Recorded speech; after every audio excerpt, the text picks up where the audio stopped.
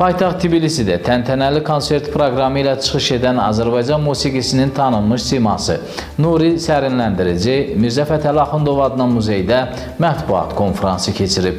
Eyni zamanda gənclərin fikirlərini və suallarını cavablandırıb. Nuri Sərinləndirici Tbilisidəki konsertin möhtəşəm keçdiyini vurğulayıb. Tədbirin təşkilatçısı Rio Production isə öz növbəsində təşəkkürünü bildirib və konsertlə bağlı təəssüratlarını bölüşüb. Mən ilk öncə Rio Production-a təşəkkürümü bildirirəm.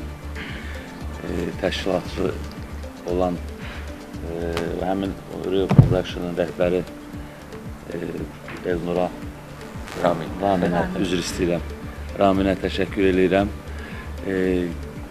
və həmçinin Leyla xanıma təşəkkür edirəm. Dünən həmçinin bizim konsertin aparıcısı idi Leyla xanım. Mən dünən də qeyd elədim, biləndə ki, getdiyim yerdə məni çox gözləyirlər. Həmin yerə mən çox həvəslə gedirəm. Dünən də bu konsertə eyni həyəcan, eyni sevinclə gəlmişdim.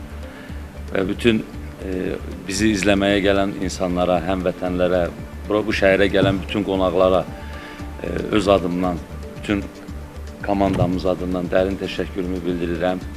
Bizi yalnız buraxmadılar. Çox xoş oldu. Ümid edirəm ki, bu şəhərə bir də gələcəyik. Mətbuat konfransından sonra müğənni gənclərlə xatirə şəkili çəkdirib. Xatırladaq ki, 8 mart Beynəlxalq Qadınlar Günü bayramında Nuri Sərinləndirici və Janna Tbilisidə Sport Palasda konsert proqramı ilə çıxış edib.